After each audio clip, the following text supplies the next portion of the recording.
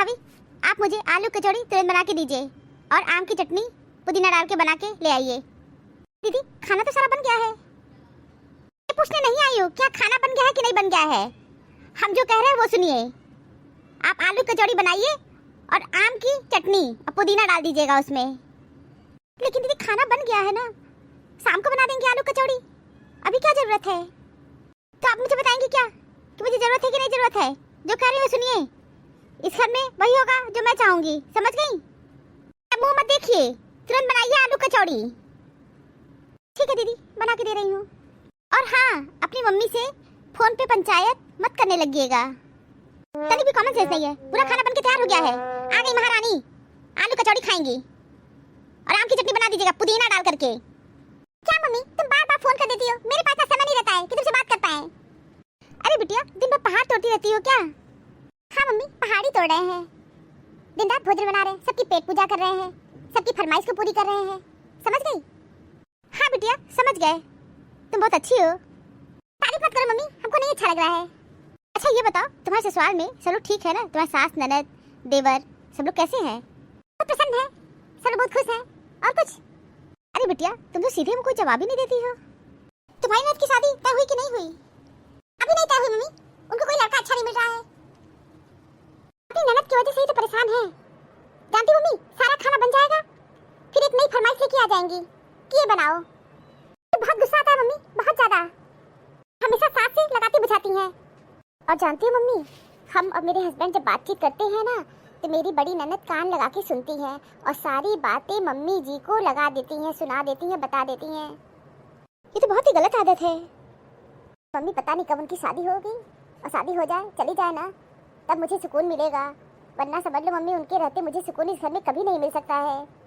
ये बात तो सही है बिटिया, तुम्हारी ननद की शादी हो जाए ये तो अच्छा रहेगा। पता नहीं कैसे घर वाले हैं तुम्हारे कि बड़ी ननद बैठी है पहले बेटी की शादी कर दी, ऐसा तो कभी करना ही नहीं चाहिए। बात तो मम्मी ये कितनी गलत परंपरा है ना, छोटे भाई की शादी पहले कर दी और बड़ी ननद बैठी है, और वो ननद कम सास ज्यादा बन गई है। अपनी सास से कहो ना कि ननद की शादी खोजे और अच्छी शादी ढूंढ के कर दे। मम्मी एक दिन कहे थे, हमारे ऊपर चिल्लाने लगी, कहने लगी भाभी आपको क्या प्रॉब्लम है, आपका घर है, ये मेरा घर है, मेरे माता पिता का घर है, जब मेरी शादी होगी तो होगी, आप कौन होती है पूछने वाली कि मेरी शादी हो रही है या नहीं हो रही है। तो मम्मी अब पूछना ही हम छोड़ दिए हैं, क्या मतलब है हमको बीच में टांग अड़ाने की। हाँ बिटिया बार बार मत पूछना, हो सकता है हम लोग को बुरा भी लग जाए। अब तो मम्मी हम सोच लिए हैं, अगर कुछ बोलेंगी ना तो पलट के जवाब मैं जरूर दूंगी।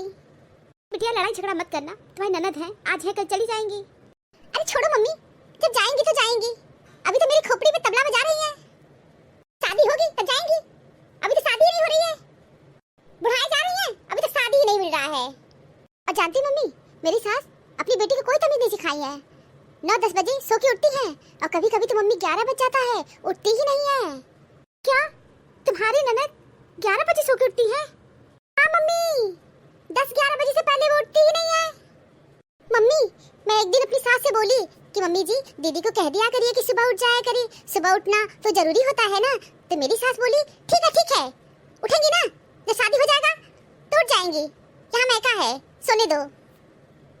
सास तुम्हारी बिगाड़ी है और क्या। हाँ मम्मी मेरी सास ही तो बिगाड़ी है, वो कुछ कहती ही नहीं है। अच्छा तो यहाँ अपनी मम्मी से फोन पे पंचायत कर रही हैं आप। अरे दीदी आपका भाई अपनी मम्मी से बैठ के शिकायत बतिया रही है ना, सुन रही थी मैं। नहीं दीदी हम कोई शिकायत की बातें नहीं कर रहे थे, बस मम्मी से आप बीती बता रहे थे। अच्छा तो आप अपनी मम्मी से आप बीती बतिया रही थी कि परपंच कर रही हैं, काम धाम तो आपको करना नहीं है, खटिया पे पसर के पंचायत कर रही है मम्मी से। नहीं दीदी आप गलत सोच रही हो, आप तो जानती हो जब मैं किचन में काम करती हूँ तो मैं बात बिल्कुल भी नहीं करती हूँ, थोड़ा काम से फुर्सत मिला है इसलिए बात कर रही थी। ठीक है खूब पंचायत करिए। मम्मी मेरी शादी नहीं हो रही है ना, इसलिए भाभी अपनी मम्मी से खूब परपंच कर रही है फोन पे। क्या हम भाभी की इतनी हिम्मत कि अपनी माँ से तुम्हारे बारे में बात कर रही है। हाँ मम्मी बहुत उल्टा सीधा बोल रही है, जानती हो कह रही है कि बहुत दुष्ट है हमारी ननद और सास, तुमको भी बहुत उल्टा सीधा बोल रही थी, चारपाई पे लेट के अपनी मम्मी से पंचायत कर रही थी। तुम परेशान मत हो बेटिया, मैं तो भाभी से बात करूंगी, अच्छी खबर लूंगी उनकी। मम्मी हमारी हर बात का उल्टा जवाब देती है, अपनी मम्मी से कह रही थी कि सास बन गई बेटिया, तुम इतनी छोटी सी बात के लिए आंसू क्यों बहा रही हो? मम्मी हमको बहुत दुख हो रहा है। चुप हो जाओ बेटिया, चुप हो जाओ, रोते नहीं है। मम्मी मैं देविका को लेके रेस्टोरेंट जा रहा हूँ। हम लोग खाना बाहर ही खाएंगे और आप लोग के लिए खाना पैक करवा के ले आएंगे। हम लोग बाहर का खाना नहीं खाएंगे। अरे मम्मी एक दिन बाहर खाना खा लो ना, कैसी बात कर रही हो तुम? रोज रोज देविका खाना तो बनाती है। मम्मी ये भी इंसान है, 30 दिन किसी से एक ही काम करवाओगी तो क्या उसको अच्छा लगेगा क्या? मैं ऑफिस जाता हूँ और मुझे संडे की छुट्टी मिलती है। कह सकती हूँ कि महीने में 4 संडे की छुट्टी काम करता हूँ। देविका को कौन सा आराम मिल जाता है, बल्कि संडे को काम और बढ़ जाता है। महिलाओं को कोई छुट्टी नहीं मिलती है। महिलाएं 30 दिन काम करती रहती हैं। 30 त्योहार पे उनके काम बढ़ जाते हैं, संडे को उनके काम और बढ़ जाते हैं। तुम ये सब तो सोचती ही नहीं हो। भैया शादी हो गई तो बहुत कुछ सोच रहे हो, दिमाग बहुत अच्छा काम कर रहा है। और शादी के पहले नहीं सोचते थे? शादी के पहले तो हम मम्मी काम करते थे ना, करते थे कि नहीं करते थे? तब तुम कभी नहीं कहे कि चलो आज हम लोग बाहर खाना खाने चलते हैं। चलो बाहर खाना खाने हम लोग नहीं गए तो क्या हुआ? खाना कभी पैक करवा के ले आए होते, तब तो कभी तुम नहीं लाए। छोड़ो दीदी, तुम शादी के पहले की बात कर रही हो। उतनी मुझे समझ नहीं थी पहले। अच्छा, तो वाइफ आने से अब तुम बहुत समझदार हो गए हो। दीदी अब फालतू क्यों बात बढ़ा रही हो? हम बात बढ़ा नहीं रहे हैं, जो सच है वही बोल रहे हैं। तो अच्छा बोल रहे हो भैया, तुम कुछ गलत नहीं बोले हो कि महिलाओं को घर में काम में छूट नहीं मिलती है। पुरुष जब बाहर जॉब करते हैं तो उनको 4 छुट्टियां मिल जाती हैं, सैटरडे को हाफ डे भी हो जाता है, 30 त्योहार पे भी छुट्टी हो जाती है, और महिलाओं को कोई छुट्टी नहीं होती है। भैया तो एकदम सही बात कर रहे हो, लेकिन यही सही बात तुम शादी के पहले किए होते तो कितना अच्छा होता। सही बात भैया, तुम शादी के पहले किए ही नहीं, तब तो हम मम्मी दिन रात काम करते थे। अच्छा दीदी तुम क्या चाहती हो कि हम लोग बाहर खाना खाने न जाएं? हम कौन होते हैं मना करने वाले? मम्मी तुमको कोई प्रॉब्लम है तो बोलो न जाएं। नहीं, हमको कोई प्रॉब्लम नहीं है। तुम लोग जाओ, खाओ, ऐश करो, मजे करो। मम्मी लग रहा है बात कुछ और है और तुम लोग बहुत गुस्से में हो। बताओ ना कौन सी बात हो गई जो तुम लोग इतने गुस्से में हो? तुम्हारी बहन की शादी नहीं हो रही है और तुम्हारी वाइफ मजे ले रही है, फोन पे अपनी माँ से पंचायत कर रही है। मेरी बेटी है, मुझे चिंता है अपनी बेटी की। मैं अपनी बेटी को कुएं में नहीं फेंक दूंगी। शादी मिलेगी तभी मैं अपनी बेटी की शादी करूंगी। दुनिया के कहने से अपनी बेटी की शादी नहीं करूंगी। तुम्हारी वाइफ हमेशा अपनी मम्मी से पंचायत करती रहती है और फोन पे हम लोग को उल्टा सीधा बकती रहती है। मुझे अच्छी शादी मिलेगी तभी मैं अपनी बेटी की शादी करूंगी। मुझे सड़ी शादी नहीं करना है।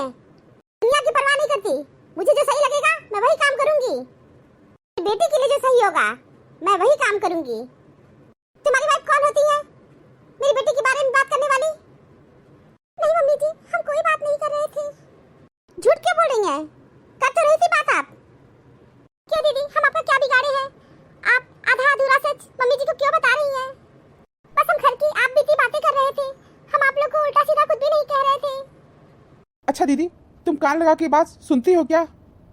मम्मी भैया को समझा दो, भैया कुछ ज्यादा बोल रहे हैं। देखो बहू, तुमको साफ साफ बता देती हूँ, आज के बाद मेरी बेटी के बारे में कोई बात मत करना। मुझे अपनी बेटी की शादी करनी है, कब करना है, कहाँ करना है, कैसे करना है, ये मैं डिसाइड करूंगी। और मैं अपनी बेटी की शादी करने में जल्दीबाजी नहीं करूंगी।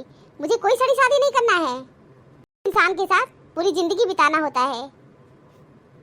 और हम लोग का जमाना नहीं रहा कि माता पिता जिसके भी साथ शादी कर देते थे, हम लोग खुशी खुशी चले गए। अब मैं अपनी बेटी की इच्छा अनुसार शादी करूंगी। मेरी बेटी जिस लड़के को पसंद करेगी और जिस लड़के से मेरी बेटी के विचार मिलेंगे, मैं उसी लड़के से अपनी बेटी की शादी करूंगी। और बहू, आज के बाद तुम मेरी बेटी के बारे में किसी से भी बातें नहीं करोगी। बेटी मेरे लिए कोई बोझ नहीं है। बेटी की शादी बस इसलिए नहीं कर रही हूँ कि मुझे अच्छी शादी नहीं मिल रही है। जिस दिन अच्छी शादी मिलेगी उस दिन मैं अपनी बेटी की शादी करूंगी। सौम्या क्या तुम अपनी मम्मी से बात कर रही थी क्या? हाँ बात तो कर रही थी, लेकिन दीदी कुछ ज्यादा ही बढ़ा चढ़ा के बता दी है। इसके बाद सौम्या तुम दीदी के बारे में किसी से कोई भी बात नहीं करोगी। ठीक है, मैं किसी से कोई बात नहीं करूंगी, अपनी मम्मी से भी बात नहीं करूंगी।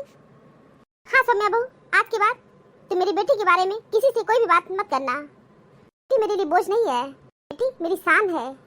जिस दिन मेरी बेटी के लिए सुयोग्य वर मिलेगा उसी दिन मैं अपनी बेटी की शादी करूंगी। किसी को परेशान होने की जरूरत नहीं है। अब मेरी बेटी के बारे में फिक्र मत करे, मैं हूँ ना अपनी बेटी के बारे में फिक्र करने के लिए। सॉरी मम्मी जी, मुझसे गलती हो गई, अब मैं बातें नहीं करूंगी दीदी के बारे में। सॉरी दीदी, मुझसे गलती हो गई, मैं आप लोग के बारे में बात नहीं करूंगी। ठीक है मम्मी, तुम चाहती हो कि हम लोग बाहर खाना खाने न जाएं तो नहीं जाएंगे। नहीं बेटा, मैं तुम लोग को बाहर जाने के लिए मना नहीं कर रही हूँ, जाओ बाहर खाओ, एंजॉय करो। तो मम्मी तुम लोग के लिए भी खाना पैक करवा के ले आए। नहीं बेटा, मुझे बाहर का खाना पसंद नहीं है, तुम लोग जाओ बाहर खाना खाओ, हम लोग की चिंता मत करो, तुम्हारी दीदी हमारे लिए अपने लिए खाना बना लेंगी। मम्मी तुम्हारा मूड ठीक नहीं है, छोड़ो, बाहर खाना खाने नहीं जाऊंगा। नहीं बेटा, मैं ठीक हूँ, कुछ बातें हो गई जिससे मूड थोड़ा ऑफ हो गया है, लेकिन मैं गुस्से में नहीं कह रही हूँ। तुम और सम्या बहू जाओ बाहर खाना खा के आओ, हम लोग की चिंता मत करो, हम लोग घर पे कुछ भी बना के खा लेंगे। मम्मी प्लीज मेरी एक बात मान लो बस। हाँ बोलो बेटा। मैं तुम लोग के लिए भी खाना पैक करवा के ले आऊंगा, आज घर पे खाना न बनाओ प्लीज। मम्मी मेरी छोटी सी बात मान लो ना, आज खाना न बनाओ, मैं सबके लिए खाना ले आऊंगा। ठीक है बेटा, जाओ खाना पैक करवा के ले आना। Thank you mummy. जाओ बेटा, देर मत करो, नहीं रात हो जाएगी। ठीक है मम्मी, थैंक यू। बेईमानी से कमाए हुए पैसे आखिर में बीमारी में लग जाते हैं, कम कमाओ लेकिन ईमानदारी की रोटी खाओ। बारिश की बूंदें भले ही छोटी हो, लेकिन उनका लगातार बरसना बड़ी नदियों का बहाव बन जाता है। वैसे ही हमारे छोटे छोटे प्रयास भी जिंदगी में बड़ा परिवर्तन ला सकते हैं। ताजमहल की बात पुरानी हो गई, अब दुनिया अयोध्या के श्री राम मंदिर की दीवानी हो गई। Thank you for watching this video. Video अच्छी लगी हो तो लाइक और शेयर करना ना भूलें, और चैनल को सब्सक्राइब नहीं किया है तो फटाफट सब्सक्राइब कीजिए। मिलते हैं नई वीडियो में एक नई स्टोरी के साथ, तब तक आप लोग अपना बहुत ख्याल रखिए, हमेशा हंसते मुस्कुराते रहिए। आप सभी को बहुत बहुत धन्यवाद, बहुत बहुत धन्यवाद। तो प्लीज़ मेरे चैनल को सब्सक्राइब कीजिए। Thank you.